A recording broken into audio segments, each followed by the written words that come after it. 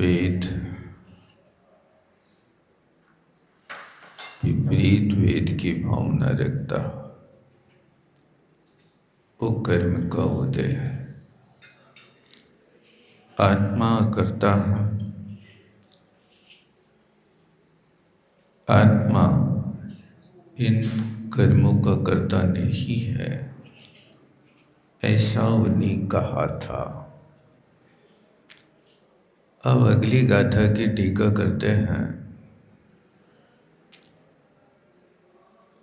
जो नाम कर्म की प्रकृति से संबंध रखते हैं। ऊपर की गाथा में यहाँ तक मोहिनी कर्म का और शुरू से लेकर अभी तक की गाथाओं में घातीय कर्म का वर्णन अथवा घाती कर्म की मुख्यता से कर्म कर्म का करता है, इस बात का उल्लेख किया। अब आगे अघाती कर्म का नंबर आता है। तो अघाती कर्म में सबसे बड़ा परिवार नाम कर्म का, घाती कर्म में सबसे बड़ा परिवार मोहिनी का।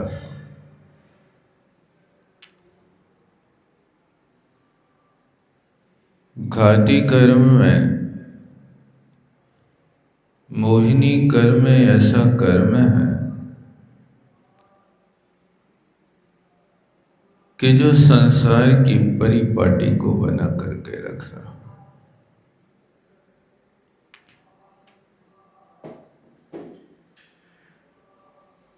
अनादिकाल से आज तक आत्मा इस मिथ्यात्व से छुटकारा नहीं पा पाए।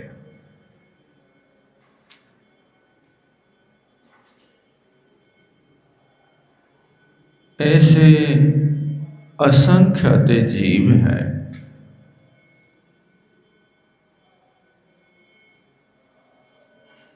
जो मिथ्यात्व को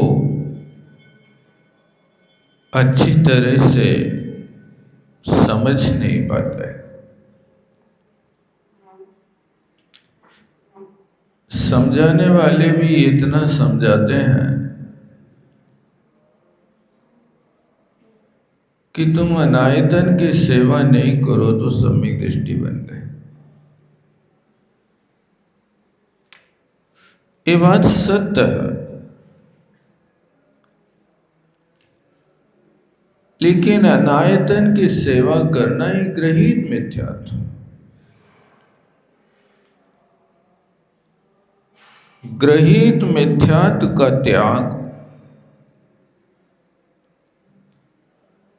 दो कारणों से छूट जाता। पहला कारण तो है कि ग्रहित मिथ्या दृष्टियों की यदि संगति नहीं करोगे तो छूट जाएगा। दूसरा कारण है कि कसाय की मध्यता होने पर ग्रहित मिथ्यात्व का त्याग हो जाता है।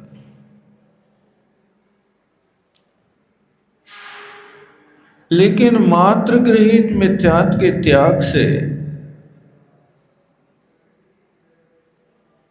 गुणस्थान का विकास नहीं होता है। लिश्या तो बदल सकती है, पुण्य प्रकृति का बंध कर सकते हो, लेकिन संबर निद्रा एक भी प्रकृति की नहीं कर सकते। ग्रहित मिथ्यात्व के त्याग के बल से यदि जीव मुनि व्रतों को धारण कर ले तो 9वें ग्रह तक की यात्रा हो जाती है।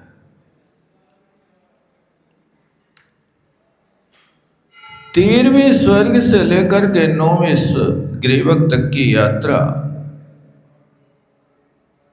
गृहीत मिथ्यात्व का त्याग प्लस व्रतों का धारण, इनके बिना आगे प्रवेश नहीं हो सकता। ये गृहीत मिथ्यात्व का त्याग तो जीव ने अनंत बार किया, लेकिन जो सबसे ज्यादा जबरदस्त दुश्मन है वो अग्रहीत मिथ्यात्व है। अग्रहीत मिथ्यात्व अनादि काल से आत्मा के साथ दूध और पानी की तरह एक मेघ होकर के रह रहा है।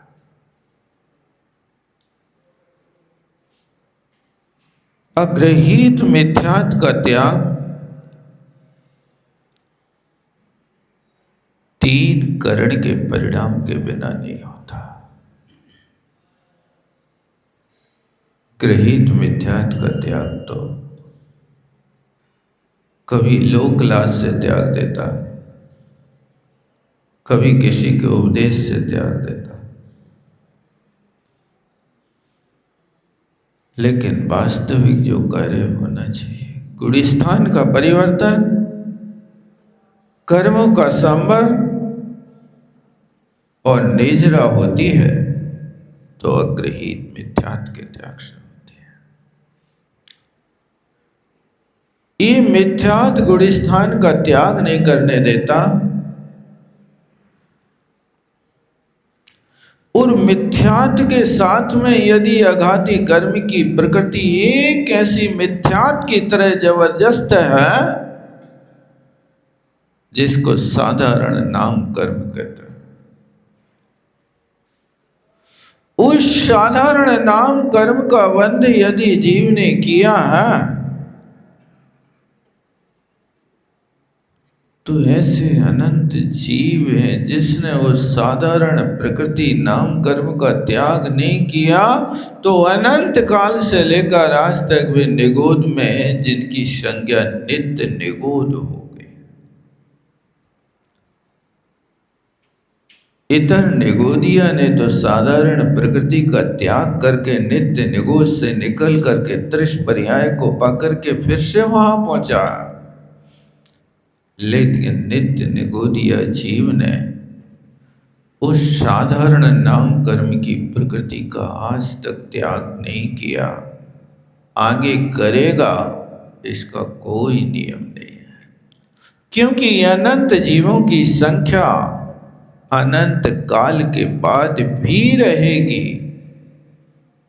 निकलेंगे तो बहुत थोड़े जीव निकलेंगे और त्रिश राशि में अथवा व्यवहार राशि में आएंगे।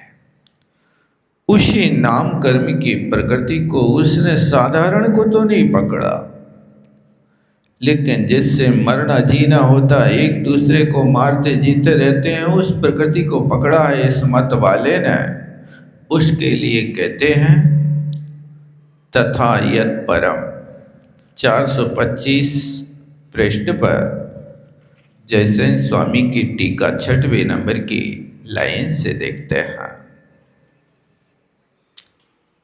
तथा यत् परमहंति ईनचे परेण हन्यते तत्परघात कर्मेति। वाकीनि कर्मिणा एव कर्म घात कर्तृत्व समर्थनीनि जीवस्य घात कर्तृत्व प्रतिषेधाच्च सर्वथा एव अकर्तृत्व ज्ञापनात्। कहते हैं कि जो पर को मारता है, परमहंति यानी दूसरों का घात करता है, अथवा ईनचे परेण हन्यते, जिसके द्वारा दूसरों का घात किया जाता है, ये परघात नाम कर्म है। दूसरों के द्वारा मारा जाता है, आत्मा नहीं मार रही है। ऐसा ये कथन कर देना, इससे लोग स्वच्छंद हो जाते हैं। आपके परघात नाम कर्म का उदय होगा तो दूसरों के द्वारा मारे जाओगे। मरने वाली आत्मा और मारने वाली आत्मा तो अकर्ता है, आत्मा नहीं मार रही है। ऐसा सिद्धांत स्वीकार करने से आत्मा को स्वच्छंद बना देते हैं। मारने का जो भाव होता है वो हिंसा का परिणाम है, और हिंसा का परिणाम सबसे निकृष्ट परिणाम कहलाता है। हर प्राणी को अपने प्राण प्यारे होते हैं। कोई भी व्यक्ति दुखी नहीं होना चाहता।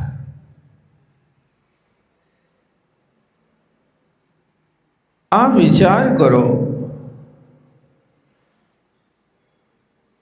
यदि कोई छोटे से बच्चे को इंजेक्शन लगाते हैं तो उस सुई को देख करके वो तड़पना चालू कर देता है, अपने हाथ पैर हिलाता है, बचने की कोशिश करता है, रोता चिल्लाता है, मुझे बचाओ बचाओ। लेकिन परिस्थिति पर उसको उसका कष्ट तो सहन करना ही पड़ता है।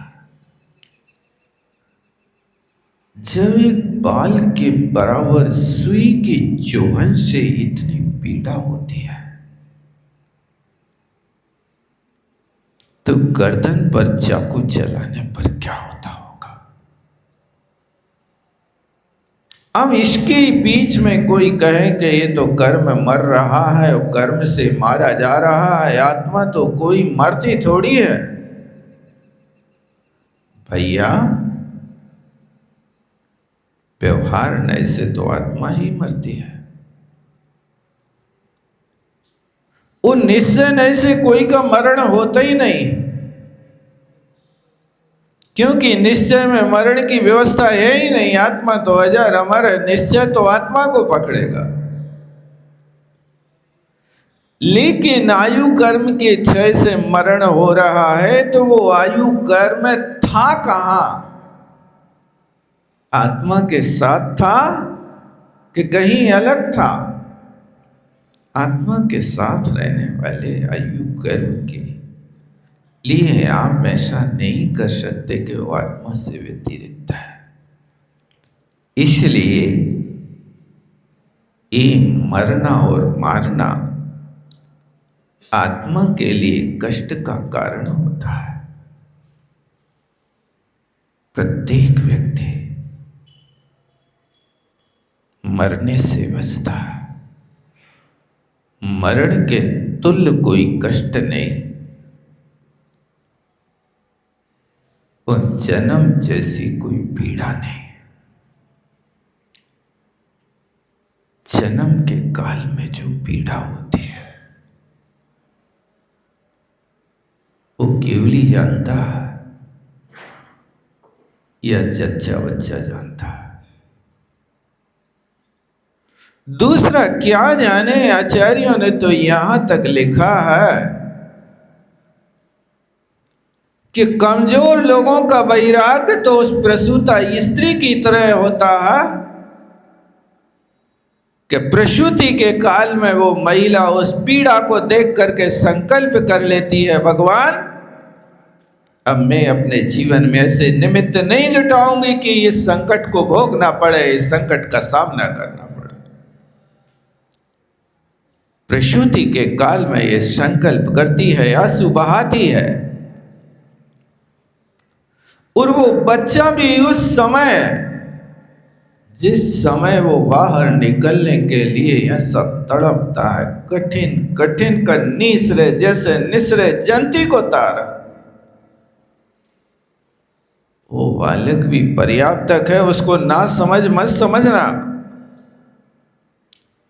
वो भी आंसू बहाता, भगवान इस संकट से निकल जाओ, इस अंधकूप से बाहर हो जाऊं, तो फिर जीवन में ऐसे काम नहीं करूंगा कि जिससे मुझे गर्भावास के कष्ट भोगना पड़े।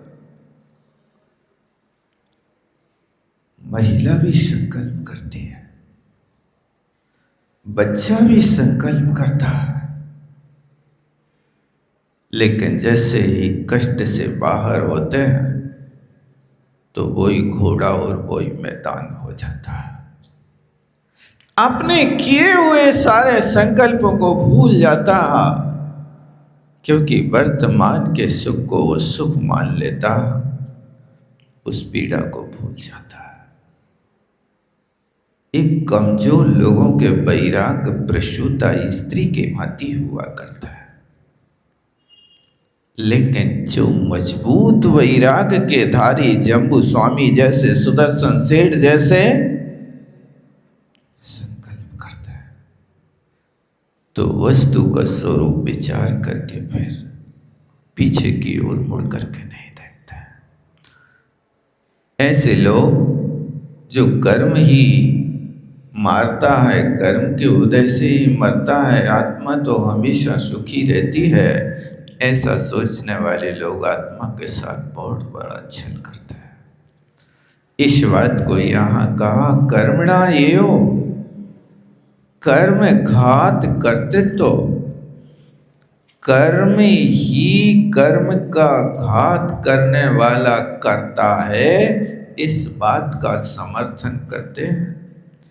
जीवस्य घात्री कर्तव्य प्रतिषेधा, इन लोगों ने जीव के घात का कर्ता पने का निषेध कर दिया कि जीव किसी को मार रहा है, ये यहाँ पर जीव को कर्ता नहीं मान रहे, ये कर्म मान रहे। कौन सा कर्म है?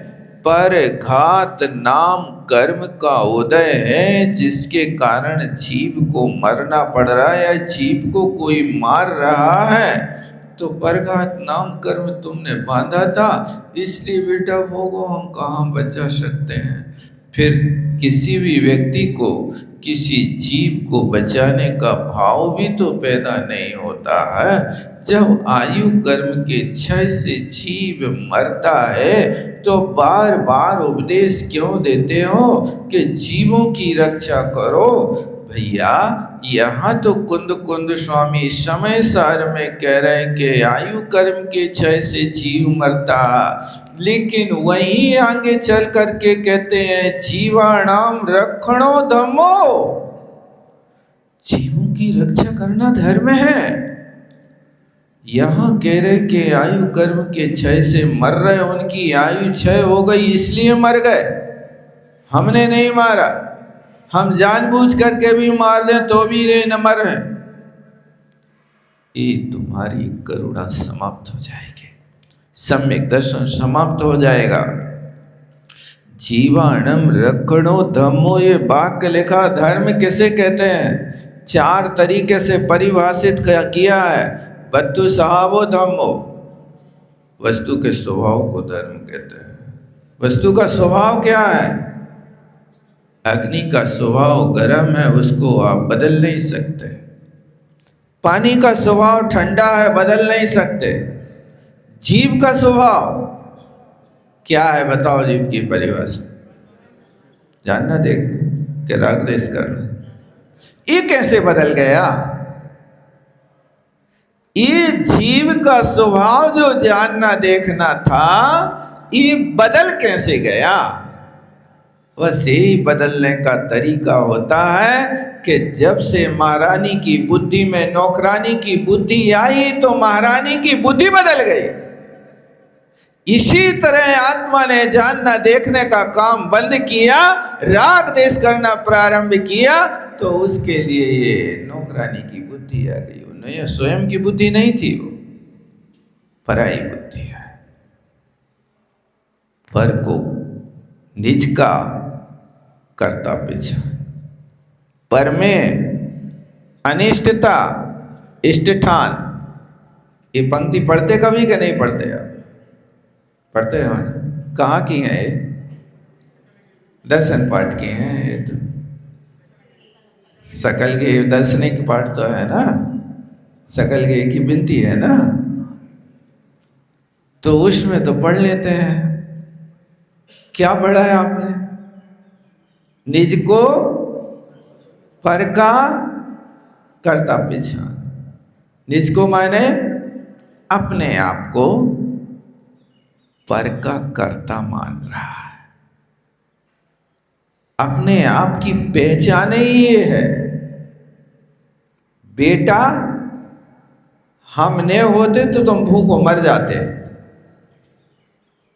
बेटा ये भी याद रखो, किसी के गुजरने से किसी का गुजारा नहीं रुकता। रुका क्या? किसी के गुजरने से किसी का गुजारा नहीं रुकता। दुनिया चल रही है, प्रदर्शन करते हैं कि अब तुम चले गए तो हमारा क्या होगा। बेटा तेरे ही होने तो बताएंगे क्या होगा। तेरे ही के बाद के खारी के बाद? खारी के बाद समझ लो तो अच्छा है, क्योंकि तीसरे दिन दुकान पे भेजे आओ ना, मंदिर करो और दुकान जाओ। तीसरे दिन पंच लोग मिल करके ये होता है। तो निज को पर का कर्ता मानता रहा, इसलिए एक कष्ट उठाता रहा। आज से नियम ले लो, कभी कोई कर्तृत्व की बात नहीं करेंगे। छोटी छोटी सी बातों में हम कपड़ा नहीं धोते तो तुम तो मलिक्ष बने फिरते, ऐसा कहते हैं। हम रोटी नहीं खिलाते तो तुम भूखों मर जाते हैं। हम तुम्हें ने पालते तो तुम्हारी दशा बिगड़ जाती, तुम एक एक दाने दाने को तरस जाते। इतिहास उठा करके देखो, कैसे महापुरुष, जिनके पालने वाले 3 खंड को पानी पिलाने वाले महापुरुष, ऐसे घर में जन्मे प्रद्युम्न कुमार जी जन्म के 3 दिन बाद उठा के ले गए और ऐसे बियाबान जंगल में जहां चिड़ई चौंके ना बादल भौंके, ऐसा भयंकर जंगल था कि चिड़ियों की भी आवाज नहीं। ऐसा घनघोर जंगल के जहां बादल भी नहीं बरसते। ऐसे ही कहते हैं ना, चिड़ई चौंके ना बादल भौंके। ऐसे भयंकर जंगल में प्रद्युम्न कुमार को इतनी विशाल शिला कि गर्म भूमि के व्यक्ति पे उठे ना, उठे तो नारायण से उठे, जिसको कोटि शिला कहते हैं। ऐसी विशाल शिला के नीचे दावा था। दावने वाला कौन था? कर्म भूमि का आदमी नहीं था। दबने वाला तो कर्म भूमि का था, लेकिन दाबने वाला तो ऊर्ध्वलोकवासी था। उसने ये सोचा था कि इसके नीचे दबाएंगे तो इसका कोई नाम निशान नहीं मिलेगा। देखना है आपकी कर्तृत्व बुद्धि इसके सुनने के बाद भी न मिटे तो हम क्या करें। इसको याद तो रख लेना कम से कम। वहां प्रद्युम्न कुमार को दवा दिया। प्रद्युम्न कुमार कितने साल के थे? 3 दिन की आत्मा थी। 3 दिन में शोर उठ गई होगी? नहीं उठी थी। शोर कितने दिन में उठे थे? 5 दिन। जिस व्यक्ति की शोर भी ना उठी हो, उस व्यक्ति को वहां पर दाब दिया। अब वहां बताओ प्रद्युम्न को कौन ने पाला, प्रद्युम्न को किसने बचाया, प्रद्युम्न को किसने रोटी दी? कोई माई बाप था कि नहीं था? कोई नौकर चाकर थे कि नहीं थे? 3 खंड के अधिपति राजा का लड़का गुम गया, चप्पा चप्पा छान रखा, लेकिन चप्पा चप्पा छानने के बाद भी कोई को ठिकाना नहीं। बस यहां रुक जाओ कि ऐसी असहाय दशा में प्रद्युम्न को पालन करने वाला कौन था, कौन लेके आया, जहां कोई एक कटोरी पानी देने वाला नहीं। इतना मुलायम शरीर कि जिस बच्चे के शरीर से अभी जरायुष तो हटी हो, लेकिन अभी जिस बच्चे के तन पे कपड़ा का धागा भी ना पड़ा, 3 दिन में कपड़े थोड़ी पहनाते होंगे उसको, 11 दिन बाद।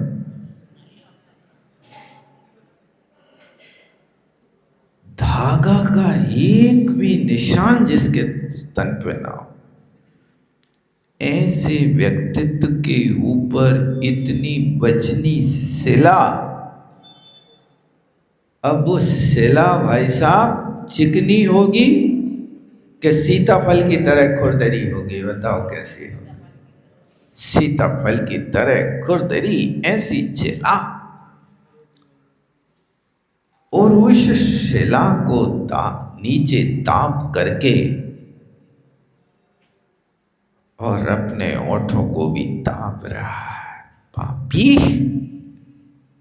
मर, तूने भी मुझे तड़पा तड़पा के मारा था। कब?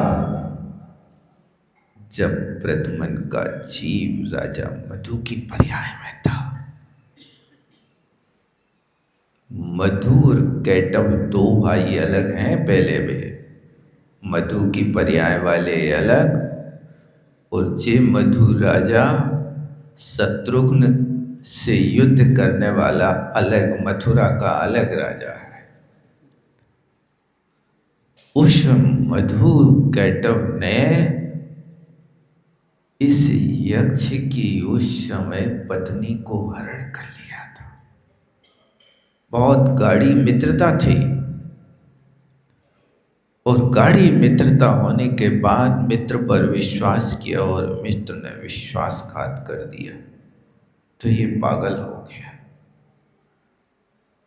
दर दर की ठोकरें खा रहा। बाद में विचार आया, संसार में तो ऐसे ही भटकते रहे। मुनि महाराज का उपदेश पाके दीक्षा ले ली, मुनि बन गया, मर के देवगति को प्राप्त हो गया। अब वहां अवधि ज्ञान से विचारता है कि मेरा दुश्मन आज कहाँ है।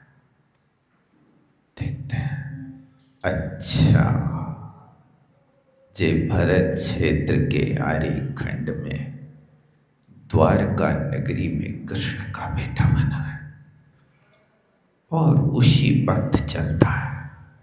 वहां से तो बहुत गुस्से में चला था कि इसकी बुड्ढी बुड्ढी उड़ा दूंगा, लेकिन जैसे ही उस बालक को हाथ में उठाया तो सोचते, ओह, मैंने पूर्व अवस्था में मुनि बनकर के जहां एक घास के तिनका का भी घात नहीं किया, अब मुनि बनकर के आज मैं देव बन गया, अब एक संगी पंचेंद्रिय जीव की हत्या कैसे करूं? नहीं, ये नहीं हो सकता। हाथ कांपने लगे। बेटा, लगी थाली को हम खाने नहीं देंगे, लेकिन बगरा तो देंगे। ऐसी भी नीति होती है ना। बगराने का मतलब क्या है? ना तुम खाओ ना हम खाएं, देखते रहो दोनों। तो इसको मारेंगे नहीं, लेकिन इसके नीचे दबा देंगे। और दबा दिया ठीक है, जे कर्म पूरब किए खोटे, सहे क्यों नहीं जी रहा, सहन कर पड़ा। वो यक्ष भागा, देखो कर्तृत्व बुद्धि मिटा ना, दूसरा पालन करने वाला आ गया। कनकावा नाम का वहाँ विद्याधर घूमने जा रहा था और अपने विमान में बैठे बैठे बड़ी विशाल शिला को देखा। आप सोचो आप कितनी बड़ी शिला हुई है। एक हवाई जहाज में आप बैठते हो तो वहाँ से नीचे गांव देखते हो तो भी ऐसे लगते हैं जैसे कोई झोपड़ी झोपड़ी बनी हो, दिखते तो हैं परिचय नहीं हो पाता। लेकिन वो भी विद्याधरों के विमान में घूम ऊपर आकाश में हजारों फुट ऊपर रहा है। अब वो वहाँ से यहाँ देख रहा है, शिला हिल रही है, ये क्या कारण है। अब वो हिलती शिला को देख करके नीचे आया, यहाँ कोई जरूर जादू है। और विद्याधर तो था ही, शक्ति तो थी, पूरी शक्ति से उस शिला को हटाया। किलकारी भरते हुए प्रद्युम्न कुंवर जी पड़े और उठा लिया, उठा करके हाथों में लिया और अपनी पत्नी चंद्राभा को जा करके कहते, तेरे को गूढ़ गर्व था, तेरे को पता नहीं, देख रात में तेरे को बच्चा पैदा हुआ। अरे मुझे बच्चा हो और मुझे पता ना चल, नहीं गूढ़ गर्व ऐसे ही होता। उसने सोचा कि काश इसको बताएंगे कि दूसरे के बच्चा है तो दिल से नहीं पालेगी, मातृत्व धर्म नहीं उमड़ेगा, इसलिए उसने कहा ये तुम्हारा बच्चा है। बस पालन किया, 16 वर्ष की उम्र का बालक हुआ। अब वो चंद्राभा बोई थी कि प्रद्युम्न के जीव ने जिसको पहले हरण किया था मधु राजा की पर्याय में, और वो राग पैदा हो गया। मैं तो सिर्फ आपको ये बताना चाहता हूँ कि जो आप कर्तृत्व बुद्धि लाते हो कि मैंने पाल दिया, वहाँ प्रद्युम्न को किसने पाला, उत्तर दे दो आप। प्रद्युम्न के लिए पालन करने के लिए बियाबान जंगल में प्रद्युम्न को पुण्य ले गया कि राजा घूमने गया, और वहां से बोई शिला हिलती हुई दिखी, इनको दूसरी चीजें हिलती काहे ने दिखी बताओ। ये व्यक्ति का अपना अपना कर्म होता है। इसलिए जो अपन कहते हो कि मैं निज को पर का करता पिछान, मैं अपने आप को पर का कर्ता मान रहा हूँ, एक कर्तृत्व बुद्धि को हटाओ अपने हृदय से। सब परिणमन द्रव्य का हो रहा है, हम कुछ नहीं करते, होता स्वयं जगत परिणाम, मैं जग का करता क्या काम। ये भाव अंदर आना चाहिए, तब कहीं जाकर के ये भाव होता है तो ये घातक भाव दूर हो जाता है। ऐसे घात कर्तृत्व प्रतिषेध कर दिया तो सर्वथा एव अकर्तृत्व, ये आत्मा सर्वथा माने एकांत रूप से अकर्ता हो गई। इस बात को यहाँ कहा गया। एवं ईदृशम सांख्य समयम स्वप्रज्ञा अपराधेन। आचार्य महाराज खेद प्रकट कर रहे हैं, भैया एवं ईदृशम, इस प्रकार ऐसे सांख्य समय को क्या कहें, कहते ये स्वप्रज्ञा अपराध है, ये अपनी बुद्धि का ही अपराध है। अपनी बुद्धि के अपराध से कर्म को कर्ता मान रहा, आत्मा को बिल्कुल पुष्कर पलाशवत निर्लेप समझ रहा है। ये बहुत बड़ी स्थिति है। आत्मा कैसे परिणाम कर रही है ये विचार नहीं कर पाता है। इसलिए इसी का नाम प्रज्ञा अपराध है।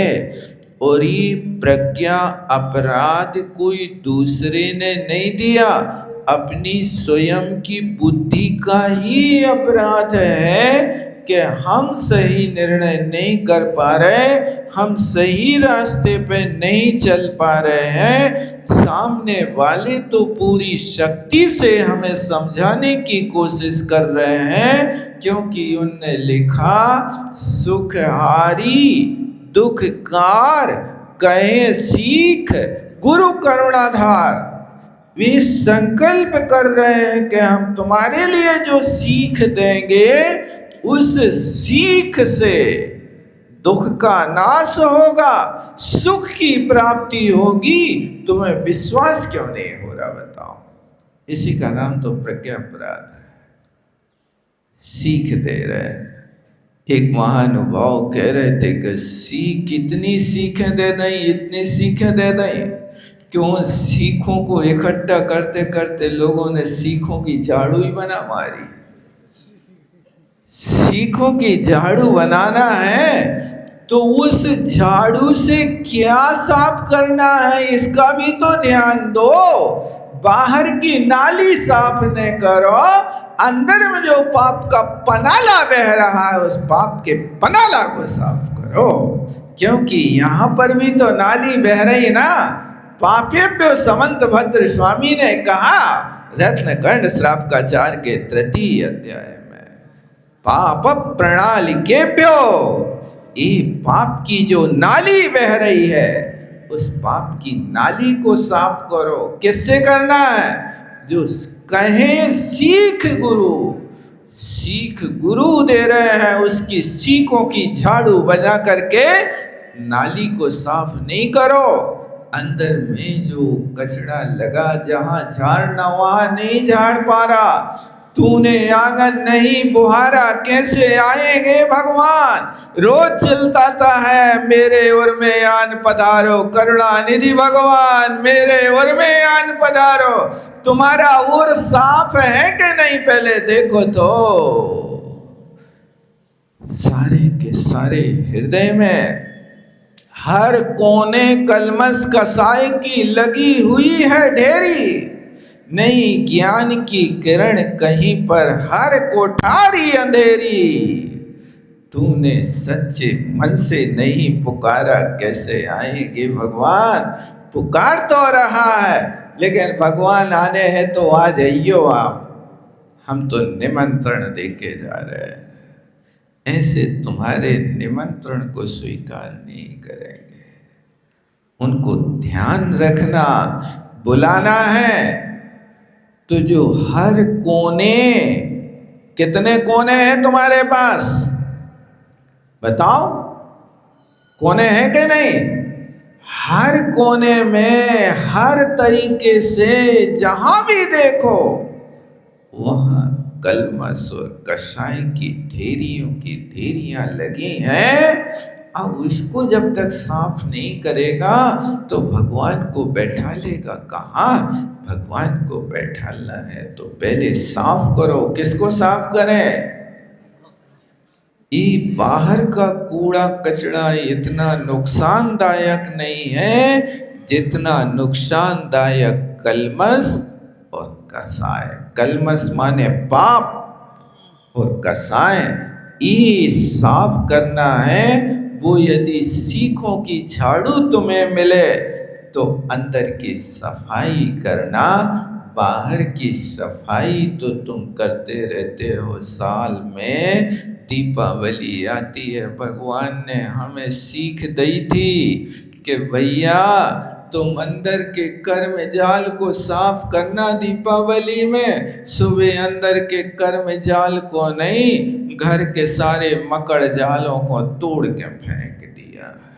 घर के मकड़ जाल तो यहाँ साफ कर रहे, अंदर की कलमस कसाए आज तक नहीं साफ करने की कोशिश करी। इसलिए ये कह रहे, देखो क्या कह रहे हैं, एवं ईदृशम इस प्रकार ये सांख समय है, सांख मत है जो स्वाप्रज्ञा अपराधीन है। देखो आचार्य महाराज क्या लिख रहे हैं, ये तुमने अपने पैर पे अपने हाथ से कुल्हाड़ी पटक ली है, सूत्रार्थ उद्यमाना। और देखो क्या कह रहे हैं, ये स्वाध्यायी तो मना लेकिन सूत्र के अर्थ को नहीं जाना। पूछा भैया बताओ सदाचार का अर्थ क्या है? बोले सदा एक के चार करो, यही सदाचार, यही सदाचार। सदा एक के चार करने वाला सिद्धांत सदाचार को नहीं जान सकता है। सदाचार का अर्थ तो क्या? एक कहा कि सदा एक जैसा आचार करो। एक जैसा आचार मतलब अहिंसा परमो धर्मा, सत्यमेव जयते नानृतम, अचौर्यमेव धर्मम नाचौर्यम, ब्रह्मणि एव धर्मम। ब्रह्म में रमण करने का नाम ही धर्म है। इससे विपरीत आचरण आप करने लगे। वहां कहा ये सदाचार है, लेकिन आपका सदाचार कैसा कह रहा है कि सदा एक के चार करो और सुखी मनाओ और ऐसी लल्लू चप्पू की बातें करो कि ग्राहक कांवर जाए। ऐसी मीठी मीठी बातें थोपत हैं, ऐसी मीठी मीठी बातें। एक दिन एक भाई कह रहा था कि हमें जितना वेतन मिला महीना भर का, सोचा था 1000-2000 का कोई वस्त्र खरीद ले। दुकान पे गए सो उन्हें ऐसी मीठी मीठी बातें नहीं कि पूरा महीना भर को हम आओ वेतन छोड़ा लो एक ही कपड़ा में। होता ना ऐसा? ये है क्योंकि ये यहाँ पर आज यही विद्या सिखाई जा रही है। और कहेगा कि भैया तुम हमारे आओ, ये माल तुम्हारे लाने ही रखे हैं हम, तो वहाँ कहते हैं कि मुनाफा चौगुना लेकर दिया ऊपर से ताना है, इसलिए दे दिया सस्ता कि तू ग्राहक पुराना है। चौगुना ले रहा है और चौगुना लेकर के ताना दे रहा है। क्या ताना? तू ग्राहक पुराना है, पुराना ग्राहक है, अपना है, घर का है। इसलिए ये सारी की सारी चीजें जो है इस सूत्रार्थों बुद्धमाना, इस सूत्र के अर्थ को नहीं समझता हुआ कीत चमड़ा भाषा। अब कुछ लोग तो श्रवण बन गए, लेकिन वे श्रवणाभास हैं। श्रवणाभास माने श्रवण वद आभास ते इति श्रवणाभासा। वे श्रवणों की तरह चर्या तो कर रहे हैं, लेकिन कथनी कुछ और करनी कुछ, कहेंगे कुछ करेंगे कुछ। इस तरह से लोग श्रवणाभास कहलाते हैं, उनकी प्रूपणा करते हैं। तेषां प्रकृति एकांतेन कर्तृत्व अभ्युपगमेन, उनने उस प्रकृति को एकांत से कर्ता के रूप में स्वीकार कर लिया। इसलिए सर्वेषां एव जीवानां, सारे के सारे जीवों को एकांत से या कर्ता मान रहे हैं। जीव करता है इति श्रुते कोपो दुष्शक्या परिहर्तों। जीव करता है इस बात को स्वीकार नहीं करते। ऐसे लोगों के लिए तो आगाम बहुत बड़ा अभिशाप देगा, बहुत बड़ा उसके ऊपर कुपित होगा। देखो अमृतचंद स्वामी क्या लिख रहा है, सुनो। जो सूत्र के अर्थ को सही नहीं जानता है, वो यदि सूत्र के अर्थ को तोड़ मरोड़ रहा है, गला घोंट रहा है, तो कह रहे हैं कि शास्त्र श्रुति उसको क्षमा नहीं करेगी। उसको छोड़ेगी नहीं, उसके ऊपर कोप करेगी। देखो ये शब्द लिखे ना, श्रुते कोपो दुष्शक्या परिहर्तुम। तुम उस श्रुत के कोप को टाल नहीं सकते, उल्लंघन नहीं कर सकते हो। यस्तु